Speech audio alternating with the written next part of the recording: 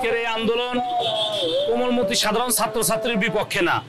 আপনারা জানেন বাংলাদেশের মাননীয় প্রধানমন্ত্রী দেশস্থ রাষ্ট্রনায়ক শেখ হাসিনা সাধারণ ছাত্রছাত্রী কোমলমতিদের কোঠার দাবি মেনে নেছে, তাদের সঙ্গে বসার জন্য সর্বোচ্চ প্রস্তাব দিয়েছে, গণভবনের দরজা খুলে দিয়েছে। কিন্তু ৭১-এর পরাজিত শক্তি যারা বাংলাদেশ স্বাধীনতা চায় নাই, ১৯৭৫ সালের ১৫ই আগস্ট জাতির জনক বঙ্গবন্ধু সহ যা তার পরিবারকে নৃশংসভাবে হত্যা করে, জাতীয় চার নেতাকে হত্যা করে এবং আমাদের রাজবাড়িতেও আমাদের বর্তমান এমপি মাননীয় সংসদ সদস্যের পিতাকে ১৮ আগস্ট হত্যা করে। এই যে দেশদ্রোহী এই জঙ্গি গোষ্ঠী জামাত বিএনপির মদতে আজকে তারা এক দফা দাবি দিয়েছে। আমাদের মূলত রাজপথে অবস্থান সাধারণ জনগণের নিরাপত্তা দেওয়া, দেশের আইন শৃঙ্খলা বাহিনীর সঙ্গে থেকে যাতে কোনো রকম বিএনপি জামাত নৈরাজ্য করতে না পারে, আগুন সন্ত্রাস করতে না পারে, সাধারণ মানুষের জানমালের ক্ষতি না করতে পারে।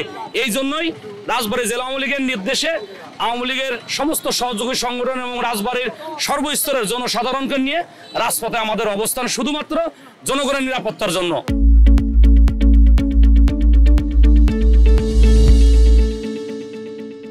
এই অপশক্তির বিরুদ্ধে এই যে আমাদের স্বাধীনতা, আমাদের সার্বভৌমত্ব, আমাদের যে রাষ্ট্রের অগ্রগতি, সেই অগ্রগতিকে বাধাগ্রস্ত করার জন্য কোমলমতি শিক্ষার্থীদের যে আন্দোলন, সেটাকে ছিনতাই করে জামাত বিএনপি যে অপচেষ্টায় লিপ্ত হয়েছে, তার প্রতিবাদে রাজবাড়ী জেলা আওয়ামী লীগের এই দুইজন নেতার নেতৃত্বে আমরা সজাগ এবং সতর্ক আছি এবং আমরা অব্যাহত থাকবে যতদিন পর্যন্ত না এই ষড়যন্ত্রকে রুখে না দিতে পারবো, ততদিন পর্যন্ত রাজবাড়ী জেলা আওয়ামী লীগের নেতৃত্বে আমাদের সকল সহযোগী সংগঠনের নেতৃত্বে আমরা রাজপথে আছি, রাজপথে থাকবো। রাজবাড়ী একটি শান্তিপূর্ণ জেলা এবং শান্তিপূর্ণ রাখার জন্য জনগণকে আশ্বস্ত করতে চাই। আমরা জনগণের সাথে আছি, জনগণের পাশে আছি, আমরা শেখ হাসিনার সাথে আছি।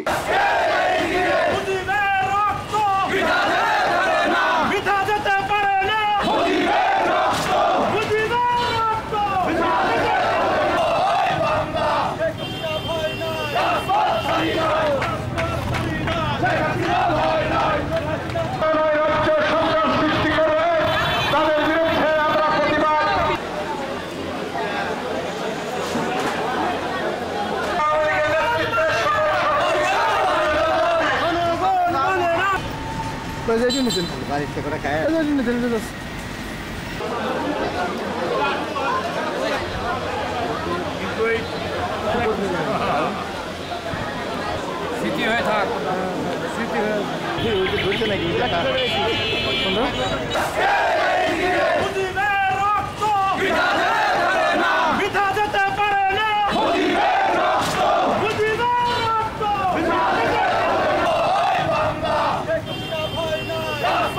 Yeah.